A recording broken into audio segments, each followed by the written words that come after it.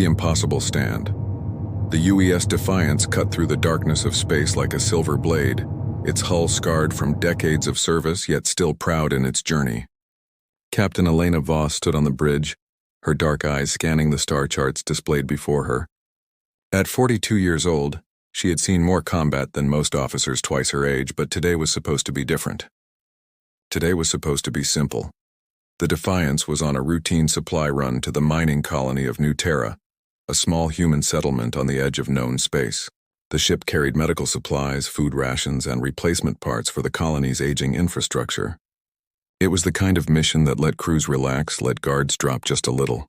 Elena should have known better than to expect peace in a galaxy that seemed determined to test humanity at every turn.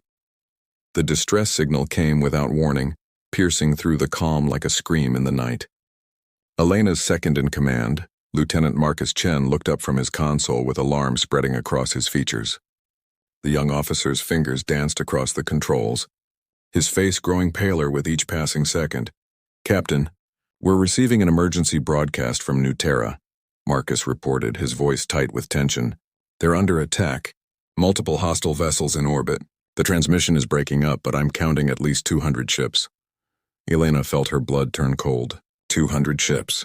The entire human defensive fleet in this sector consisted of maybe 30 vessels. And most of those were outdated patrol craft. The Defiance was alone out here, a single warship against an armada. She moved to Marcus's station, studying the fragmented data streaming across the screen. "Who are they?" she demanded, though part of her already knew the answer. "Zathrian Empire, ma'am," Marcus confirmed. "The colony is transmitting their surrender demands now." The Zathrian Empire. Elena had heard the reports, read the intelligence briefings. They were an ancient civilization that had conquered hundreds of worlds, enslaving populations and stripping planets of resources. Their technology was centuries ahead of humanity's, their military machine vast and merciless, and now they had set their sights on human territory. "How long until we reach New Terra?" Elena asked, her mind already racing through possibilities. "At maximum speed, 18 minutes, Captain." Elena turned to face her crew. There were only 43 souls aboard the Defiance, 43 men and women who had signed up to protect humanity's interests in the void. They looked at her now with a mixture of fear and determination, waiting for her decision. She could see the question in their eyes. They all knew what 200 Zathrian ships meant. They all understood the odds. "Take us in," Elena ordered, her voice steady and clear. "Battle stations. All hands prepare for combat."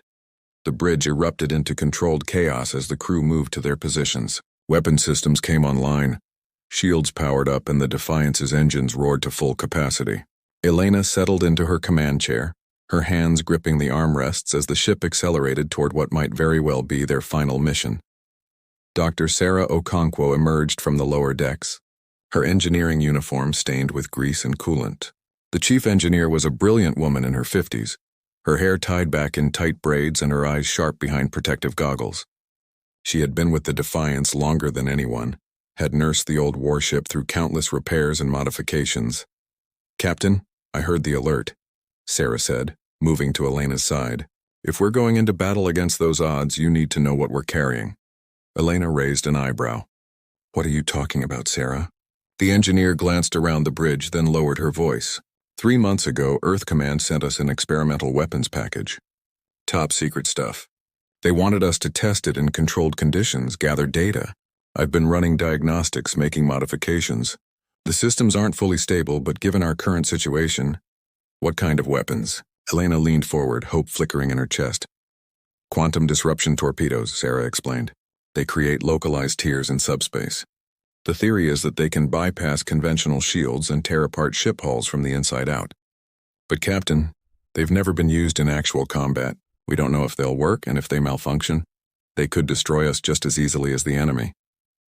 Elena considered this for exactly 3 seconds. "Arm them. All of them.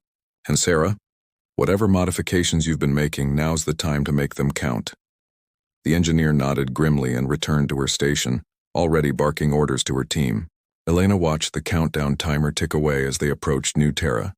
16 minutes, 15, 14. The Defiance dropped out of faster-than-light travel at the edge of the New Terra system, and the sight that greeted them made Elena's stomach clench. The Zathrian fleet hung in orbit around the colony like a swarm of metallic locusts, their ships sleek and deadly, bristling with weapons. They were massive vessels, each one dwarfing the Defiance by a factor of 10, and there were so many of them. On the main view screen, the image of the colony appeared. New Terra was a modest settlement, dome structures clustered on the surface of a harsh but livable planet. Elena could see the lights of homes, the glow of the mining facilities. 15,000 humans lived down there, families and workers who had come to the frontier seeking a better life. They were hostages now. "Captain, we're being hailed by the Zathrian flagship," Marcus announced. "Put them through." The view screen changed, and Elena found herself face to face with Commander Thaxacor. The Zathrian officer was an imposing figure, his reptilian features cold and calculating. His scales shimmered with an iridescent purple, and his eyes glowed with an amber light that seemed to pierce through the screen. He wore elaborate armor adorned with symbols of conquest, medals from 100 conquered worlds. "I am Commander Thaxacor of the Zathrian Imperial Fleet," the alien said, his voice a harsh rasp that the translation software struggled to render in human terms. "You are Captain Elena Voss of the primitive vessel Defiance. Your presence here is irrelevant. The human colony of New Terra now belongs to the Zathrian Empire. Surrender your ship immediately, or we will execute 1,000 colonists for every minute you resist." Elena felt rage building in her chest, hot and fierce. She forced herself to remain calm, to think clearly. Thaxacor expected fear. He expected surrender. That was how the Zathrian Empire had conquered so many worlds. They relied on overwhelming force and terror tactics, but they had never fought humans before. They had never encountered a species that had clawed its way up from a nuclear-scarred homeworld, that had survived extinction-level events and emerged stronger. "Commander Thaxacor," Elena said, her voice dripping with contempt, "I have a counter-offer. You have 60 seconds to withdraw your fleet from this system. After that, I will consider every Zathrian ship here a legitimate target, and I will destroy you all." Thaxacor's eyes widened in what might have been surprise before his expression twisted into cruel amusement. "You dare threaten me? One human ship against 200? Your species' arrogance knows no bounds. Very well. Let me demonstrate the futility of resistance." The transmission cut out, and immediately, alarms blared across the Defiance's bridge. 20 Zathrian warships were breaking formation, accelerating toward them with weapons hot. Elena watched them come, her fingers drumming on the armrest of her command chair. "Marcus, give me a firing solution on those lead ships. Sarah, are the quantum torpedoes ready?" "As ready as they'll ever be, Captain." Sarah's voice crackled over the comm. "But remember, we only have 12 of them. Make every shot count." "All crew, this is the captain," Elena announced over the shipwide intercom. "We're about to make history. We're going to show the Zathrian Empire what happens when you threaten humanity. We're going to show them that we don't surrender. We don't back down. And we sure as hell don't abandon our people. Now let's give them a fight they'll never forget." The bridge crew responded with a roar of determination. Elena allowed herself a small, fierce smile.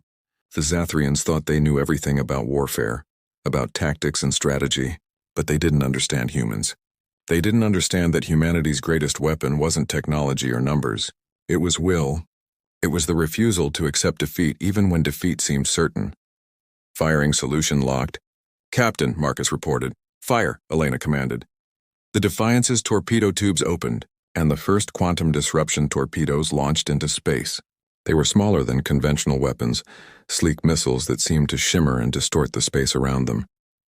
The approaching Zathrian ships immediately deployed their shields, energy barriers that had protected them against countless enemies. The alien commanders probably expected the human weapons to splash harmlessly against those defenses. They were wrong. The quantum torpedoes struck the lead Zathrian ship, and instead of exploding against its shields, they simply passed through as if the barriers didn't exist. For a heartbeat, nothing happened. Then reality itself seemed to tear open inside the alien vessel. The ship buckled and twisted, its hull peeling apart like aluminum foil as subspace tears ripped through its internal structure. The mighty warship, a vessel that had participated in the conquest of a dozen worlds, disintegrated in seconds. On the bridge of the Defiance, the crew stared in stunned silence as the impossible unfolded before them. The remaining torpedoes found their marks, and one by one the Zathrian ships died. Not exploded, not disabled. They simply ceased to exist in any meaningful way, torn apart by forces that shouldn't exist in normal space. Elena watched the destruction with grim satisfaction. Reload all tubes. Marcus, plot an attack vector that takes us through the center of their formation. Sarah, I need every ounce of power you can give me to shields and weapons. Captain, they're scrambling, Marcus said, his voice filled with barely contained excitement. The entire fleet is trying to reposition. They're confused. They don't understand what just hit them. Good, Elena said coldly. Let's keep them that way. All ahead full. And someone get me Commander Thaxcor on the comm. I want him to watch what comes next. The Defiance surged forward, a lone human warship charging into the heart of an alien armada. Behind Elena, her crew worked with focused intensity, every one of them knowing that they were part of something historic. Against all odds, against all logic, they had struck the first blow, but the real battle was just beginning, and Commander Thaxcor was about to call in his reserves. The view screen flickered to life again, and Thaxcor's face appeared, his expression no longer amused. Now he looked furious, his scales darkening with rage. What weapon is this? He demanded. This is impossible. No primitive species should possess such technology. You called us primitive, Elena said, her smile sharp as a blade. That was your first mistake. Your second was threatening our people. And your third? Your third mistake was thinking we'd go quietly. Now, Commander, let me show you what humans do when you back us into a corner. We fight, and we win. She cut the transmission and turned to her crew. All weapons free. Let's finish what we started. The Defiance plunged into the enemy fleet, its quantum torpedoes screaming through the void. And the Zathrian Empire learned a lesson that would echo across the galaxy for generations to come. Never underestimate humanity. The final gambit. The destruction of the first 20 Zathrian ships had thrown the enemy fleet into chaos, but Elena knew the respite would be short-lived. The Defiance had used 4 of its precious quantum torpedoes, leaving only 8 remaining. Against nearly 200 ships, those 8 weapons would not be enough. But they had proven something vital in those first moments of combat. They had proven that the Zathrians could bleed. Marcus worked frantically at his console, tracking the movement of enemy vessels as they attempted to regroup. The Zathrian fleet was reorganizing, forming defensive spheres and creating overlapping fields of fire. They were learning, adapting to the threat. Elena had expected nothing less from an empire that had conquered half the known galaxy. Captain, we're detecting a massive energy signature at the edge of the system, Marcus called out, his voice tight with tension. Something big just dropped out of hyperspace. Elena's eyes fixed on the tactical display and her blood ran cold. The new arrival dwarfed everything else on the screen. It was a super dreadnought, a floating fortress that was easily 10 times the size of the largest Zathrian warship they had faced so far. Its hull bristled with weapons, hundreds of gun emplacements and torpedo tubes that could turn a planet to ash. And surrounding it were another 150 fresh ships, a reinforcement fleet that had clearly been waiting nearby for the signal to attack. Admiral Krell has arrived. Sarah's voice came over the comm, heavy with dread. I'm reading his ship's signature in the database. That's the Eternal Dominion, the flagship of the Zathrian Third Fleet. He's personally led the conquest of 47 worlds. Elena felt the weight of every pair of eyes on the bridge turning toward her. The initial victory had given them hope, but now that hope was being crushed under the reality of their situation. 180 ships still operational from the original force, plus 150 fresh vessels and a super dreadnought. The Defiance had 8 quantum torpedoes, conventional weapons that were laughably inadequate against Zathrian shielding, and a hull that was already showing stress fractures from the first engagement. The view screen activated without Elena's command, the signal so powerful it overrode their systems. A Zathrian appeared, but this one was different from Commander Thaxcor. Admiral Krell was massive, his scales a deep crimson that seemed to shimmer with an inner fire. His armor was black as the void, adorned with the skulls of alien species Elena didn't recognize. His eyes glowed with an intense golden light that spoke of intelligence and cruelty in equal measure. I am Admiral Krell, Supreme Commander of the Third Fleet, the alien announced, his voice a deep rumble that seemed to vibrate through the ship's hull. You have destroyed 20 of my vessels with some primitive trick. You have delayed the inevitable, but your resistance ends now. I will personally see to it that every human in this system dies slowly. Your colony will burn, your ship will be torn apart, And you, Captain Elena Voss, will watch it all happen before I grant you the mercy of death." Elena stood, moving to the center of the bridge. She thought of Earth, scarred and struggling but still standing. She thought of the colonies spread across dozens of worlds, humans trying to build lives in the darkness of space. She thought of the 15,000 people on New Terra who were counting on her, who had no one else to protect them. And she thought of her daughter Sarah, named after her chief engineer, living back on Earth and dreaming of the stars. "Admiral Krell," Elena said, her voice calm and clear, "you've made the same mistake every bully in history has made. You think overwhelming force means automatic victory. You think we'll break because we're outnumbered. But you don't understand what drives us. You don't understand that humans have faced extinction a dozen times and clawed our way back every single time. So here's what's going to happen. I'm going to destroy your fleet. I'm going to send you running back to whatever hole you crawled out of, and when other species ask you about the humans, you're going to tell them one thing. Tell them we don't quit." She cut the transmission before Krell could respond. The bridge was silent for a moment before Marcus spoke up, his voice uncertain. "Captain, with all due respect, how exactly are we going to destroy 330 ships with 8 torpedoes?" Elena turned to her crew, and something in her expression made them all sit up straighter. "We're not going to play by their rules anymore. Sarah, I need you on the bridge. Everyone else, I want you to think back to your training. Remember the simulations? The impossible scenarios they threw at us? The Kobayashi Maru test designed to see how we handle unwinnable situations?" Sarah emerged from the engine room, wiping her hands on a rag. "I remember. The instructors always said the point wasn't to win. It was to see how we faced certain death." "Wrong," Elena said with a fierce smile. "The point was to teach us that there's no such thing as certain death. There's only death we accept and death we fight. And I'm not accepting anything today." "Sarah, what would happen if we overloaded the main reactor?" The engineer's eyes widened. "The ship would explode with enough force to take out anything within a 10-kilometer radius." "But Captain, that would be suicide. We'd be dead before the reactor went critical." "Not if we weren't on the ship when it happened," Elena countered. She turned to the tactical display, her mind racing through possibilities.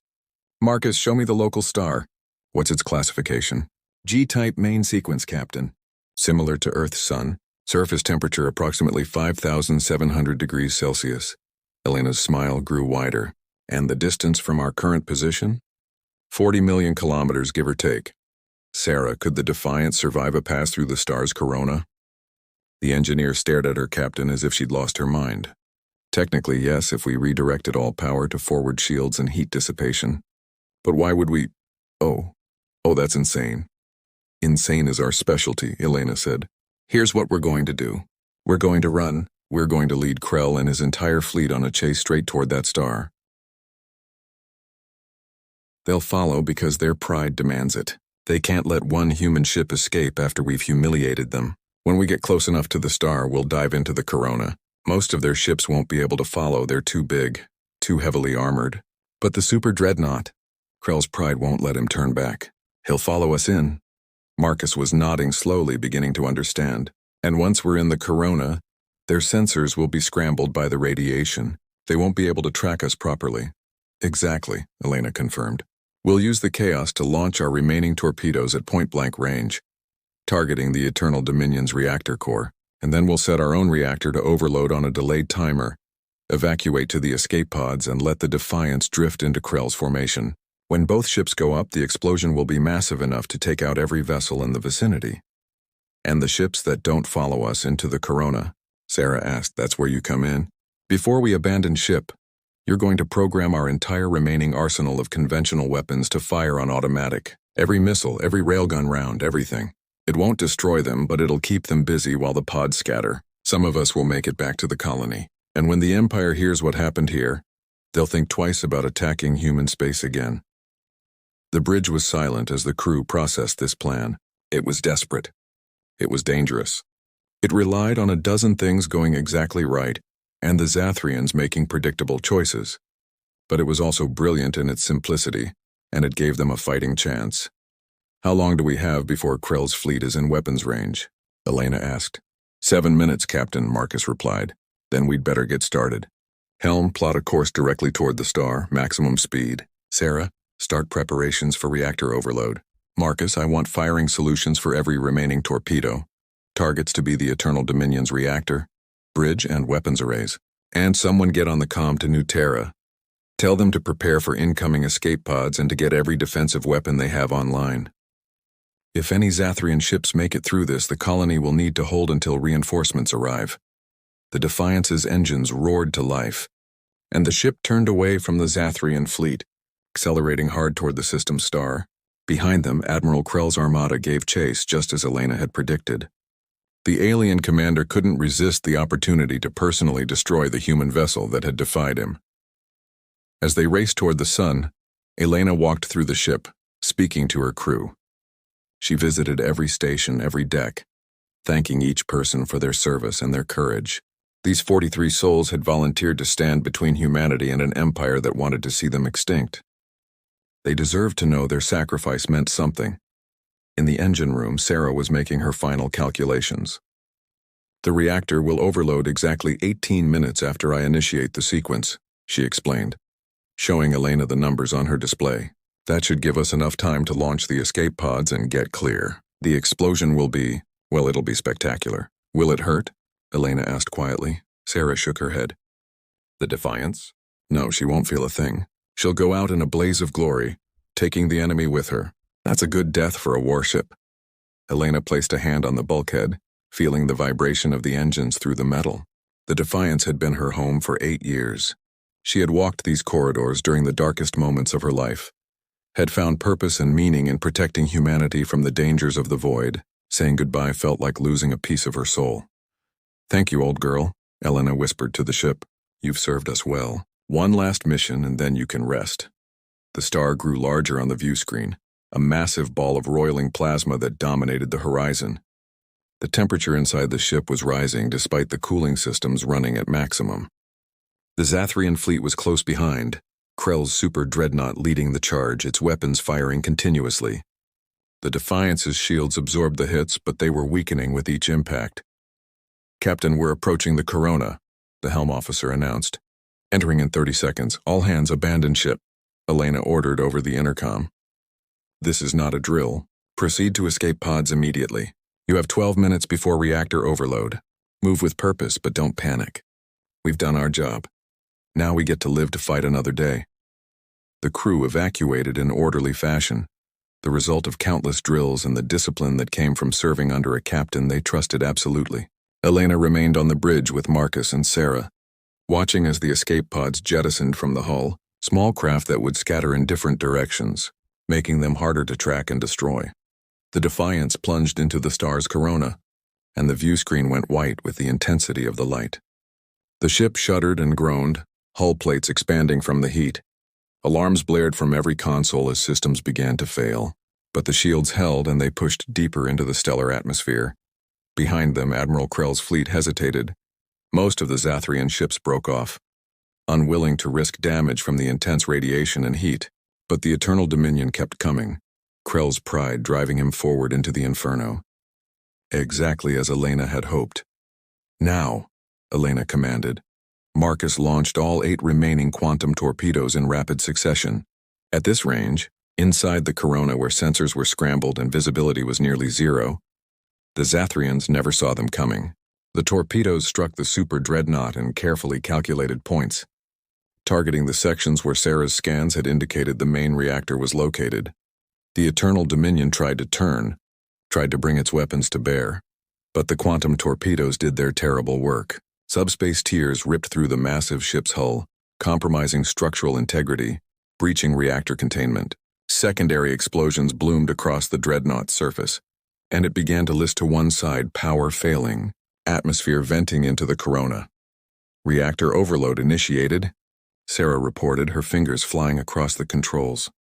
Timer set for 18 minutes. Captain, we need to go. Now! The 3 of them ran for the last escape pod, their boots pounding against the deck plates as the Defiance groaned around them. They could feel the ship dying, systems shutting down one by one as the reactor built toward critical mass. Elena took one last look at the bridge before the door sealed behind them. Committing every detail to memory, the escape pod launched, and they watched through the small viewport as the Defiance drifted deeper into the Corona, moving on momentum alone toward the crippled Eternal Dominion. Krell's remaining ships, seeing their flagship damaged and the human vessel apparently dead in space, moved in for the kill, surrounding the Defiance like sharks sensing blood in the water. Elena counted down the seconds in her head. 15, 14, 13. Do you think it'll work? Marcus asked, his voice barely audible over the pod's struggling life support systems. It has to. Elena replied simply, 5, 4, 3, 2, 1. The Defiance's reactor went critical, and the explosion was like a second sun being born. The blast wave expanded in all directions, superheated plasma mixing with the star's corona to create a wall of destruction that nothing could withstand. The Eternal Dominion disintegrated instantly. The Zathrian ships that had moved in close suffered the same fate, torn apart by forces that overwhelmed their shields and armor. The shockwave hit the escape pod, and they were thrown across the small compartment, alarms shrieking as the pod tumbled end over end. But the little craft held together, its emergency thrusters finally stabilizing them as they drifted away from the carnage. The shockwave hit the escape pod, and they were thrown across the small compartment, alarms shrieking as the pod tumbled end over end. But the little craft held together, its emergency thrusters finally stabilizing them as they drifted away from the carnage. When the light faded and their sensors cleared, the tactical display showed a very different picture. The Eternal Dominion was gone. Admiral Krell was dead. 73 Zathrian ships had been caught in the blast radius, all destroyed. The remaining vessels, shocked and leaderless, were breaking formation and fleeing the system at maximum speed. Elena, Marcus, and Sarah looked at each other in the cramped pod, and then, despite everything, they began to laugh. It was the laughter of people who had faced certain death and somehow, impossibly survived. It was the laughter of warriors who had just won a battle that should never have been won. New Terra is hailing us, Captain, Marcus said, wiping tears from his eyes. They're sending recovery ships for all the pods. And they're saying something else. Earth Command has been monitoring the battle. Reinforcements are on the way. But more than that, the news is spreading. Every human colony, every ship, everyone is hearing about what we did here today. They're calling it the miracle at New Terra. Elena looked out the viewport at the distant planet, at the lights of the colony that they had saved. 43 crew members and one aging warship had faced down the might of the Zathrian Empire and won. Not through superior technology or overwhelming force, but through courage, ingenuity, and the unshakable human refusal to surrender. It wasn't a miracle, Elena said softly. It was just humans doing what we do best, surviving, fighting, winning against impossible odds. And we'll keep doing it for as long as there are threats out there that need facing. Sarah nodded, looking out at the stars. The Zathrians will tell stories about this day, about the humans who wouldn't die, who took down a fleet with a single ship. Every empire in the galaxy will hear about it. They'll know that humanity isn't easy prey. We're not another species to be conquered and enslaved. We're something different, something dangerous. Marcus pulled up the long-range sensors, watching as the surviving Zathrian ships continued their retreat. They're running full speed back to their territory. I don't think they'll be back anytime soon. Elena allowed herself a moment of satisfaction before her expression turned serious. They'll be back eventually. Empires like the Zathrians don't forgive defeats like this. But when they come, we'll be ready. And we'll have more than one ship waiting for them. Today we bought humanity time. Time to prepare, time to build, time to show the galaxy what we're really capable of. The recovery ships from New Terra arrived an hour later, gathering up the escape pods and bringing the survivors home. When Elena stepped onto the colony's landing pad, she was greeted by thousands of grateful colonists, their cheers echoing across the settlement. Children ran forward with flowers, adults wept with relief, and the colony's governor shook her hand with tears streaming down his face. But Elena's thoughts were already moving forward. The Defiance was gone, but the war was just beginning. The Zathrian Empire would regroup, would come back with even larger fleets and deadlier weapons, but humanity would be ready. They had proven something today that would echo across the galaxy for generations to come. They had proven that humans didn't need the biggest ships or the most advanced technology. They had courage. They had creativity. They had the ability to turn impossible situations into victories through sheer determination and refusal to accept defeat. And most importantly, they had each other. As Elena looked up at the stars that night, standing among her crew and the people they had saved, she knew that humanity's place in the galaxy had changed forever. They were no longer the newcomers, the primitive species to be ignored or conquered. They were warriors. They were survivors. And they would not go quietly into the night. The legend of the Defiance and its impossible stand would spread across known space, carried by traders and diplomats whispered in alien bars and military academies. And every time the Zathrian Empire looked at human territory, they would remember Admiral Krell's fate. They would remember the day one human warship erased their finest fleet, and they would think twice before testing humanity again.